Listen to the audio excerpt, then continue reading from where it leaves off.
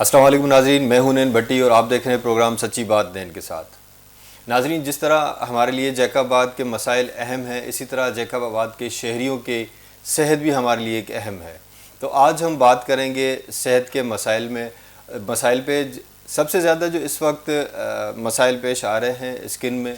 तो हमने आज स्टूडियो में दावत दी है skin specialist doctor Fayaz Ahmed Soomro sahab को, और उनसे गुफ्तगू करेंगे और स्किन की बीमारियों के बारे में उनसे बातचीत करेंगे। अस्सलाम वालेकुम डॉक्टर साहब। वालेकुम सलाम नैन भट्टी साहब।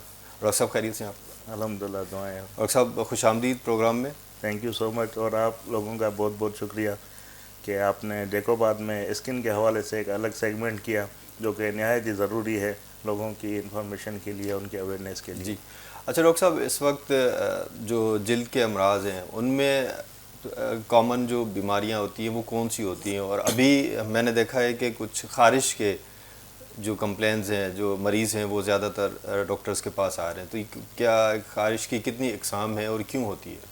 अच्छा देखें, ख़ारिश के हवाले से तो तकरीबन अगर हमारे पास पेशेंट्स होते हैं किसी भी स्किन के हवाले से, तो तकरीबन हर बीमारी अक्सर ख़ारिश करती है, ठीक है।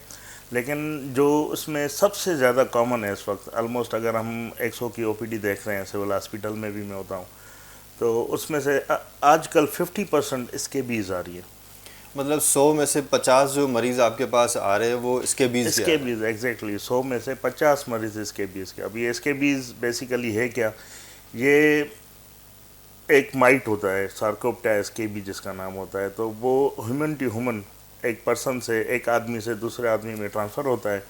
अच्छा, और ये आपने बताया कि ये इंसान से इंसान में जो है वो ट्रांसफ़र होता है, क्या ये जानवरों से मुंतकिल होता है? जी हाँ, जानवरों में भी ये पाए जाते हैं। उनसे भी जो है, अगर उसको माइट लग गया है खारिश, तो उससे भी मुंतकिल हो सकता है। क्योंकि घरों में आजकल जो पेट्स हैं उनको ज़्यादा लोग घरों में रख रहे हैं, तो उनसे भी ये मुंतकिल होती है। लेकिन ज़्यादा से ज़्यादा जो इसकी ट्रांसमिशन है वो human to human human transmission to most human. Important है। ठीक। उसमें ये होता है कि अभी इस खारिश में एक बंदा अगर मुतासर हो जाता है, किसी ने टॉवल यूज़ कर लिया, बच्चे आपस में खेल रहे हैं, देहातों में ज़्यादा क्राउडेड जो प्लेस होता है, जैसे शादी में गए, शादी से आए, तो वहाँ पे तो क्राउडेड होता है, बस रह रहते हैं लोग। अगर वहाँ पे किसी को स्केबीज़ है, हमने उसके साथ जो है थोड़ा खेल कूद कर उस लिया है मजमुए में अगर किसी एक बंदे को है। एक बंदे को है, उसने दूसरे को दे दिया। अच्छा। कैसे देगा भाई? जिस बंदे को स्केबीज़ है जी। वो अपने बिस्तरों में जो टॉवल्स होते हैं उसमें,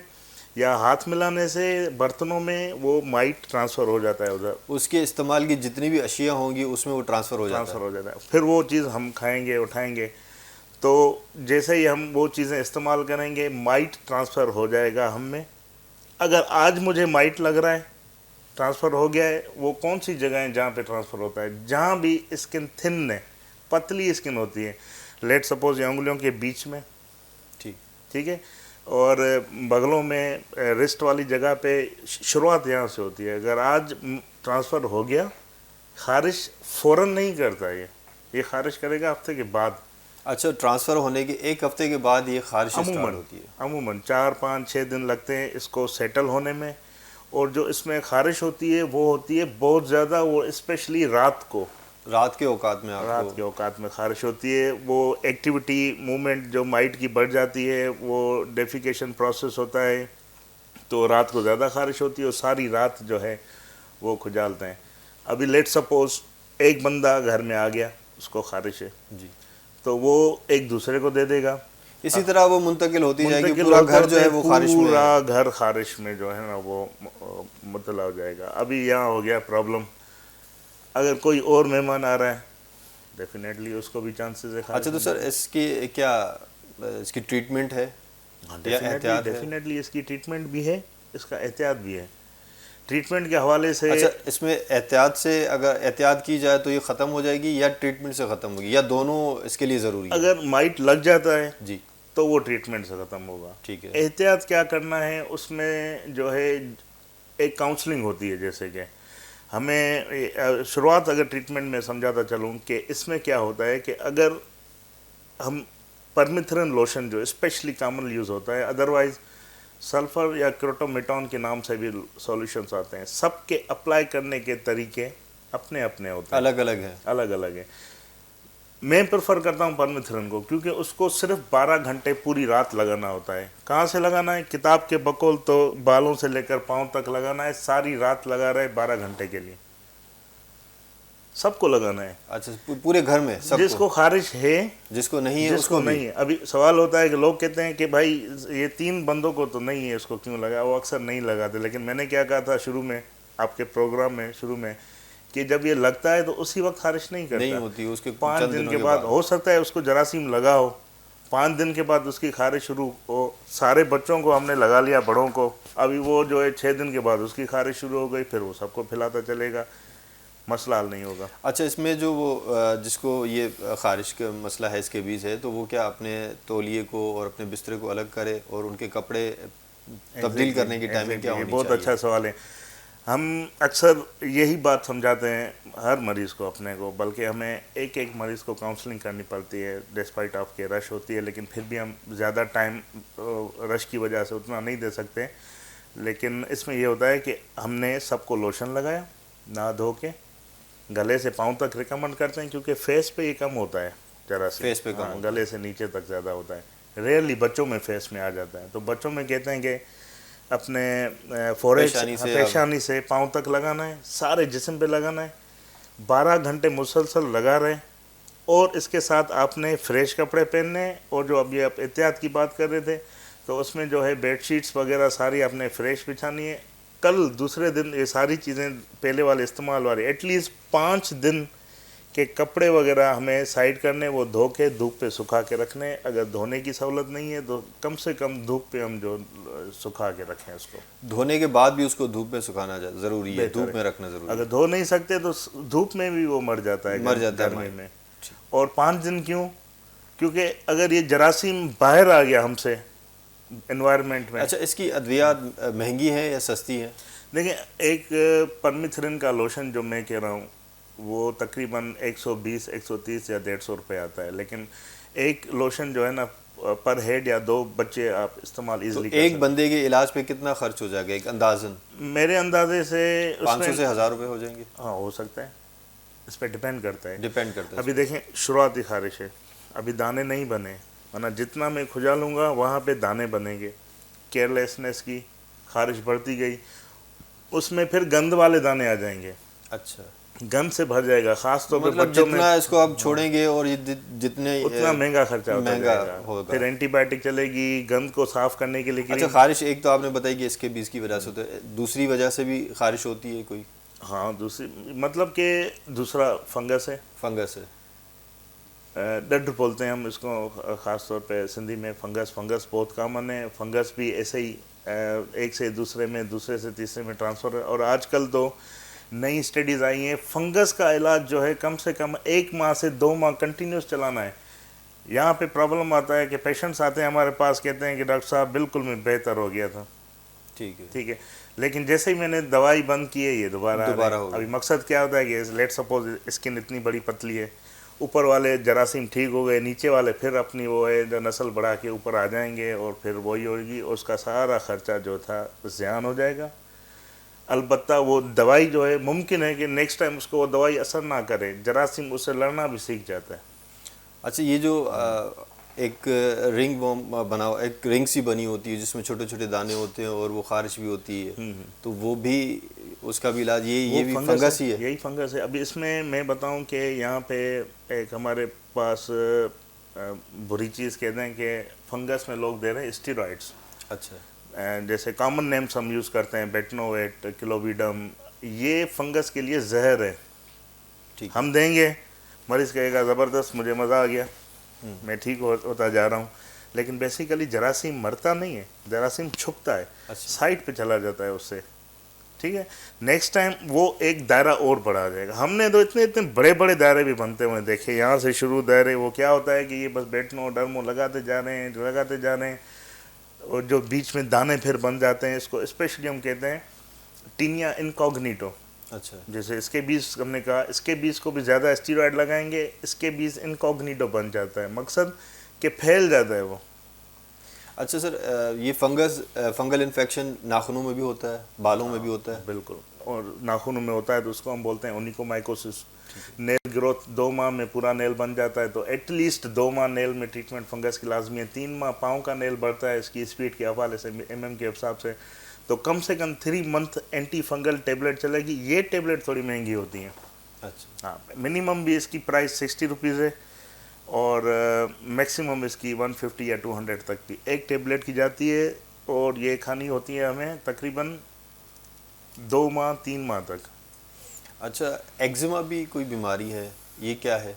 एक्जिमा बेसिकली एक कॉम्प्लेक्स टॉपिक है जिसको मैंने यहाँ पे अपने शहर जैकोबाद में ख़ास तौर पे नोट किया है कि जो लोग समझना चाहते हैं वो समझ जाते हैं, जो समझ जाते हैं उनका मसला हल हो जाता है। बेसिकली इसमें होता क्या है कि एक्जिमा का मोस्ट कॉमन काज, एक्जिमा तो एक जनरल टर्म है जिसमें हम अगर स्किन पे, ये मेरी नॉर्मल स्किन है, अगर इसको मैं मुसलसल खुजा लूँ 1 माह तक, तो एक स्किन थिक हो जाएगी, बड़ी हो जाएगी। ठीक है। तो वो थिक स्किन अपने नमी को नहीं कर पाएगी, स्किन की जो लेयर है वो मोटी हो मोटी हो जाएगी। जैसे मैं मिसाल देता हूँ, अगर कोई बंदा अपने मसल्स पे काम करे तो मसल उसके बॉडी बिल्ड हो जाती है जी। ऐसे हम इस पे काम कर रहे हैं तो थिक हो जाएगी। यहाँ मसला आता है कि स्किन को पानी भी देना होता है, तो इसमें पानी कम हो जाएगा, तो कम खुश्की की वजह से ये और खारिश होगी, फिर हम खुजा लेंगे, फिर खारिश करते रहेंगे और इसी तरह ये बढ़ता जाएगा, और लोग कहेंगे कि ये मुझे कोई बड़ी ख़तरनाक बीमारी हो गई है, पता नहीं ठीक होने का नाम नहीं। इसका हल होता है मॉइस्चराइज करना। वैसलीन दिन में 5 मरतबा लगाएं, उस एरिया को 6 मरतबा लगाएं। एक्जिमा बच्चों में बहुत ज़्यादा होती है जिसको हम बोलते हैं एटॉपिक एक्जिमा। अच्छा, उसकी क्या वजूहत है? उसकी वजह ये कि एक बच्चा है पैदा हुआ, उसमें एक जीन होता है फ्लैग्रिन, स्किन की 5 लेयर्स होती हैं, इसमें बीच वाली दरमियानी लेयर में फ्लैग्रिन एक कंपाउंड होता है, स्ट्रक्चरल कंपाउंड है। तो उसकी डेफिशिएंसी की वजह से स्किन हमारी पानी सही तरीके से वो बराबर नहीं रहता, स्किन रहती है ड्राई, जो बहुत कॉमन है। तकरीबन मैं समझता हूँ कि अगर किसी के घर में ना हो तो उसके कोई रिश्तेदारों में होगा ही होगा।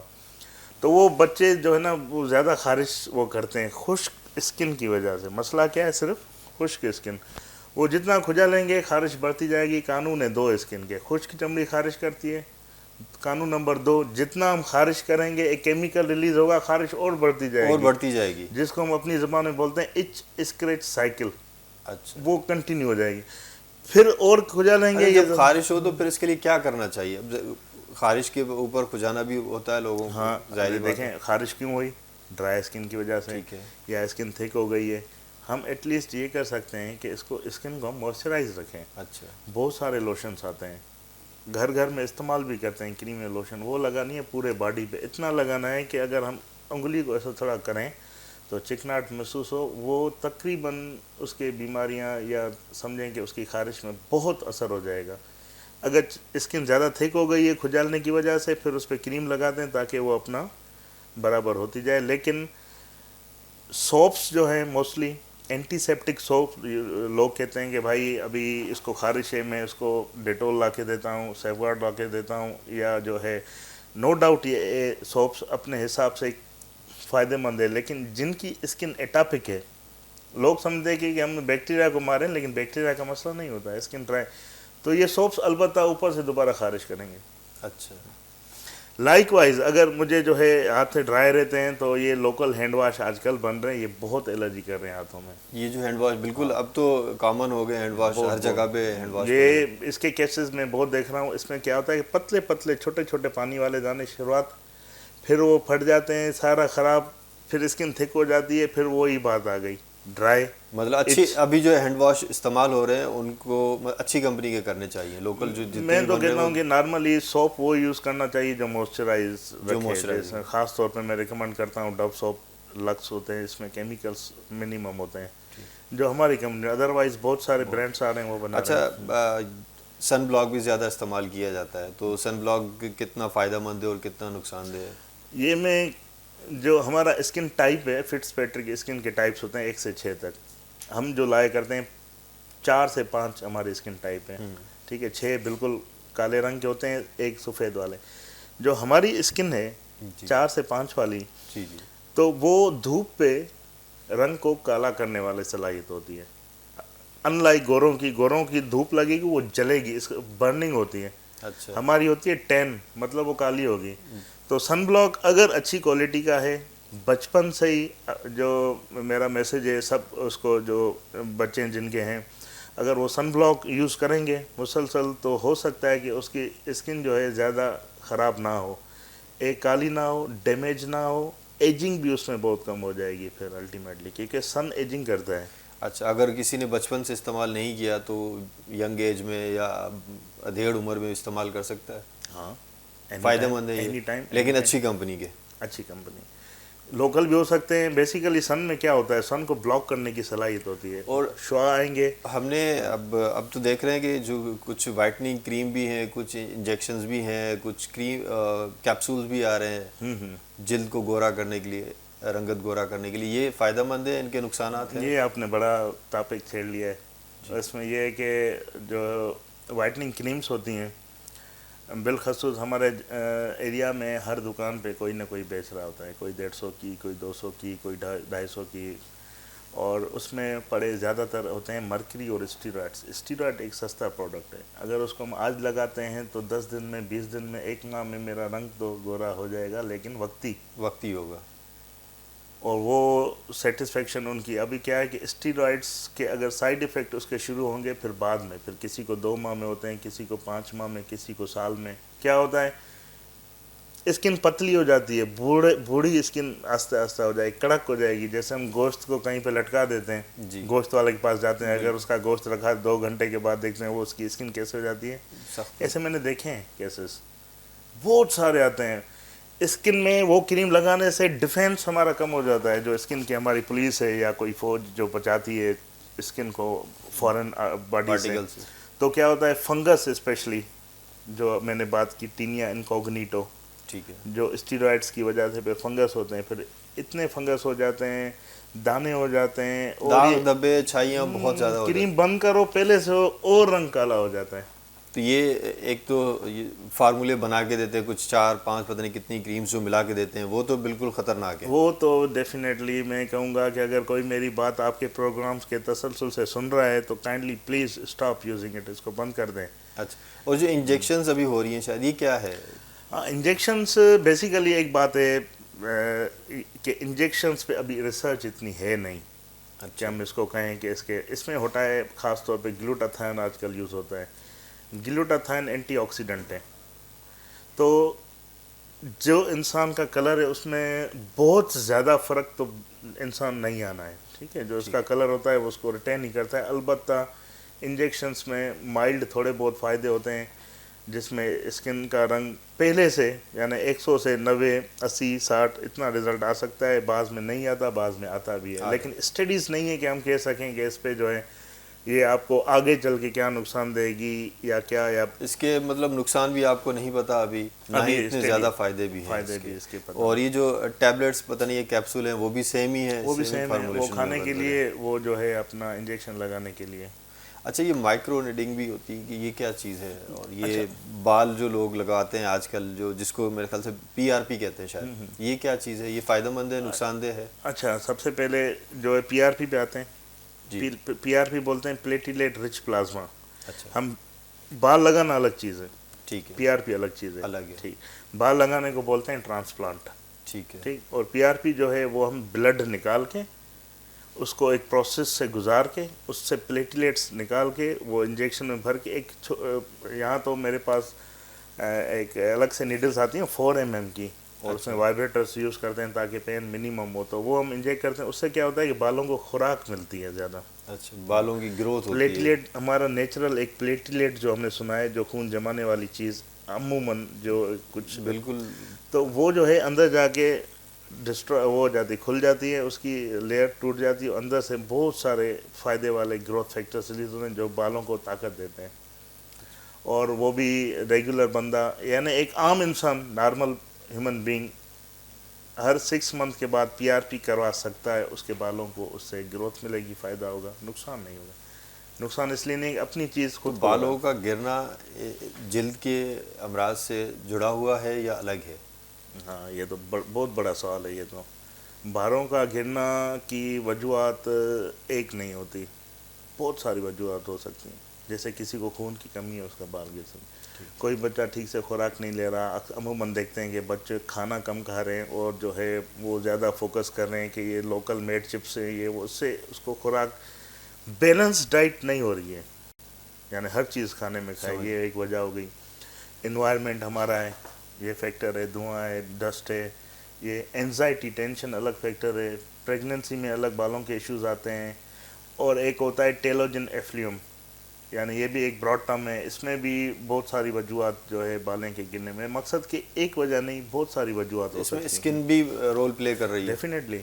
बालों बाद के गिरने लोगों में। की स्किन बजाते खुद ड्राई होती है, जो यहाँ पे हम ड्राइनेस देख रहे हैं, हमारे स्किन सर पे एक स्किन है उसके ऊपर बाल लगे हुए हैं, वो स्किन ड्राई होगी, एक तो डेंड्रफ हो गया, ठीक है। ठीक है, उस डेंड्रफ को लोग कहते हैं कि भाई ऐसी दवाई दो डेंड्रफ खत्म हो जाए। अगेन मैं उस बात पे आ जाऊंगा कि अगर आपकी बेसिकली स्किन ड्राई है तो डेंड्रफ आपकी कभी खत्म नहीं होनी, नहीं होगी, कंट्रोल हो सकती है दवाई के हिसाब से। अच्छा, एक तो डैंड्रफ आपने बात की, इसके अलावा भी कोई इस टाइप की बीमारी है जी जी। जो जैसे जिल्द पे खुश्की हो, ज़्यादातर वो छिलके बन जाते हैं कानों के पीछे, बालों में या नाखूनों में, ये सैरोसिस या ऐसे? Psoriasis. Psoriasis, sorry. Psoriasis basically ये है कि हमारी स्किन में एक आता है फॉल्ट, स्किन को बनना होता है 28 दिनों में, फिर वो ऊपर वाली हल्की हल्की खुश्क की तरह उतर जाती है स्किन, ये बनती है जल्दी, 28 दिन की बजाय उसको बन रही है 12 दिनों में, 8 दिनों में, तो वो स्किन का एरिया थोड़ा उभर जाता है। अच्छा। हाँ, तो उसके ऊपर एक लेयर बन जाती है। सोरियासिस एक बीमारी है, मोस्ट कॉमन तो नहीं है लेकिन है बहुत हमारे पास, जैकोबाद में भी। हाँ, तो इसकी जो है ऐसे कहें कि हम अगर कोई क्लेम करे कि मैं इसको ख़त्म कर दूंगा तो ये हमारे हाथ में होता नहीं है। हम स्ट्रेटजीज़ करते हैं, छोड़ कम होती है तो फिर उसमें दवाई देते हैं, ज़्यादा होती है जो पासी स्कोर हम बोलते हैं, psoriasis area severity index, Pasi score जो पासी टॉयल आता है उससे ज़्यादा, तो हम उस पर जो है ना एक सिस्टम को डाउन करने के लिए दवाई देते हैं, जो पूरे सिस्टम को डाउन करती है तो ये सोरियासिस भी आपकी साफ़ हो जाती है, लेकिन इसका मकसद ये नहीं कि ख़त्म हो जाए। हाँ, अलबत्ता सोरियासिस में ख़ास बात ये भी है कि ये गायब हो सकती है। अच्छा। किसी लोग को 5 साल चली गई, किसको 10 साल चली गई, किसको 15 साल चली गई और वो दोबारा नहीं आई, फिर 15 साल के बाद दोबारा 10-15 साल के बाद भी ये फिर सोरियासिस जो है आ वो जाती है। लेकिन सोरियासिस फैलती नहीं है, ये सब लोगों को मालूम होना चाहिए। क्या वो बाज़ लोग काफ़ी परेशान होते हैं कि यार ये लोग मुझे अवॉइड करते हैं, दोस्त वगैरह। अब आप इसके लिए कोई खुराक या कोई खाने पीने की चीज़ों में एहतियात होनी चाहिए या किसी का इंटेक बढ़ाना चाहिए? बिल्कुल, ये एहतियात प्रूवन नहीं है स्टिल, लेकिन जो है बीफ, बड़ा गोश्त जी, ये इस पे कहते हैं कि बाज़ लोगों को बड़े गोश्त से ये थोड़ी फैलती है और बाज़ लोगों को उससे कुछ फ़र्क नहीं पड़ता। अदरवाइज़ दूसरी जो चीज़ खा रहे हैं इसमें सोरियासिस का कोई ख़ास वो एग्रावेशन, हाँ एंजाइटी एग्रावेट करती है उसको, बाज़ लोगों को धूप एग्रावेट करती है, बाज़ लोगों को धूप बेहतर करती है। अच्छा, तो अनसर्टेनिटी इसमें रहती है। ठीक। अच्छा, एक्नी भी एक बीमारी है या वो कोई मसला है छोटा, क्या सीन? एक्नी बम्स है, फेशियल बम्स, ठीक है, जैसे हम अपनी एडल्ट लाइफ पे पहुंचते हैं तो हार्मोनल चेंजेस भी उसकी वजह बन सकती है। किसी का चेहरा ज़्यादा ऑयली होता है तो एक पी एक्नी, प्रोपाइनोबैक्टीरियम एक्नी एक जरासीम होता है तो वो ग्रो करता है। बाज़ लोगों की वो जो है वो ब्लॉक हो जाती हैं नलियाँ जो तेल को निकालने वाली, तो उसमें वो काले रंग के दाने बन जाते हैं जिसको किल बोलते हैं हम। ठीक, कील मुहासे। हाँ, कील मुहासे।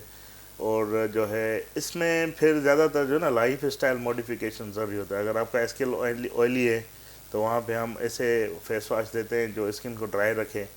एंटीबायोटिक्स बाज़ जो है जगह पे इस्तेमाल करने होते हैं लेकिन लॉन्ग टर्म करने होते हैं। अच्छा, एंटीबायोटिक्स। खाने में भी एहतियात करना होता है, फास्ट फूड्स, ऑयली चीज़ें ज़्यादा जो है वो जो है एक्नी को एग्रावेट कर सकती हैं। एक्नी हामला औरतों में अगर हो जाए तो उसका इलाज मुमकिन है या नहीं है, या हमल के दौरान उसका इलाज किया जाए? क्योंकि देखा गया है कि हमल के दौरान भी एक्नी ज़्यादा औरतों में होती है। हाँ, हमल के दौरान तकरीबन हर बीमारी में जो ट्रीटमेंट प्रोटोकॉल्स हैं वो चेंज हो जाते हैं। अच्छा। हाँ, जैसे फंगस हो गया, दूसरी हो गई, हम टेबलेट नहीं चला सकते, तो एक्नी में भी हम कोशिश करते हैं कि एंटीबायोटिक्स अवॉइड करें। टॉपिकल लगाने के लिए हम बिल्कुल जो भी चीज़ें हैं सवाए 1-2 सीरम्स के जो जज़ब होते हैं, अदरवाइज़ जो हम एक्नी को कंट्रोल कर सकते हैं। कंट्रोल कर सकते हैं। कंट्रोल कर सकते हैं। अच्छा, जल्द की सेहत के लिए कौन सी ग़िज़ाएँ खाना ज़रूरी है? देखिए, ये मतलब कि ओल्ड जो तरीक़ेकार थे वही सबसे बेस्ट है। नेचुरल चीज़ें खानी चाहिए, बैलेंस डाइट होनी चाहिए। बैलेंस डाइट होनी बैलेंस डाइट में कि आप गोश्त भी खाएं तो फ्रूट भी खाएं, तो आप सब्ज़ी भी तो खाएं, सलाद भी खाएं, ठीक है। ज़्यादा मीठा बंदा ना खाए, मीठा हमेशा इंसान को बूढ़ा करता है, एजिंग की तरफ जल्दी। और दूसरा जो है, आप कोशिश करें इतनी तेज़ धूप जो हमारे पास है उसे अवॉइड करें। अवॉइड करने के लिए जो आपने पहले बात की, सन ब्लॉक वो लगाएं। ज़रूरी सन है। ब्लॉक से क्या होगा कि धूप आएगी, हमें डैमेज नहीं करेगी, या तो वो उसका असर ख़त्म हो जाएगा या वापस चेहरे से लगे वापस रिफ्लेक्ट हो जाएगी। अक्सर लोग जो है वो सर्दियों में जैसे ऑरेंजेस आते हैं, कीनू आते हैं, वो ज़्यादा खाते हैं कि नहीं ये स्किन के लिए फ़ायदेमंद है। फ़ायदेमंद तो विटामिन सी है, डेफिनेटली। लेकिन इसका ज़्यादा इस्तेमाल भी फ़ायदेमंद है या एक बैलेंस होना चाहिए? Excess of everything is drug. अगर एक्सेस है, एक्सेस है। लेट सपोज मैं पानी पी रहा हूँ, अगर 1 गैलन रोज़ पीऊँगा तो वो भी मेरे लिए जहर है। ठीक है। ठीक। तो गर्मियों में जल्द के लिए पानी पीना भी ज़रूरी है? बहुत ज़रूरी, बहुत ज़रूरी है। बहुत ज़रूरी है। पानी को तो बंदा रूटीन है, सिर्फ जल्द नहीं, पूरे जिस्म वो तो के लिए बॉडी के पानी लिए है, ज़रूरी लेकिन स्किन के लिए भी अगर हम बहुत बात ज़रूरी करें है। तो बहुत स्किन ज़रूरी है। मॉइस्चराइज रहेगी, मॉइस्चराइजर। पानी स्किन तक पहुँचेगा। जो हमने डिस्कस की कि ड्राई स्किन जिसकी रहती है उसको पानी का लेवल कम होने से भी खारिश या कोई बीमारी, ड्राई स्किन हो जाएगी, ड्राई स्किन खुश्क तो हो जाएगी, तो फिर वो कानून वही खुजली होना। खुजली होगी, एक में खुजालेंगे, इच इच के साइकिल बन जाएगी। जब तक जख्म गंद वगैरह नहीं आ जाता तो तब तक वो फिर जो है मसला बढ़ता रहेगा। पानी ज़रूरी है, बहुत ज़रूरी है। बहुत शुक्रिया डॉक्टर साहब। इंशाल्लाह दोबारा आपसे बात करेंगे, स्टूडियो में आपको दावत देंगे। जी नाजरीन, आपने डॉक्टर फ़याज़ अहमद साहब की बात सुनी और उन्होंने बताया कि जल्द के जो अमराज हैं वो क्यों होते हैं, उनकी एहतियाती तदाबीर क्या हैं, और मौजूदा वक्त में जो सबसे ज़्यादा ख़ारिश का मसला है उसको स्कैबीज़ कहते हैं और उसके लिए एहतियाती तदाबीर ज़रूरी है। इंशाल्लाह दोबारा आपसे दूसरे टॉपिक पे बात होगी, तब तक के लिए इजाज़त चाहूँगा। अल्लाह हाफ़िज़।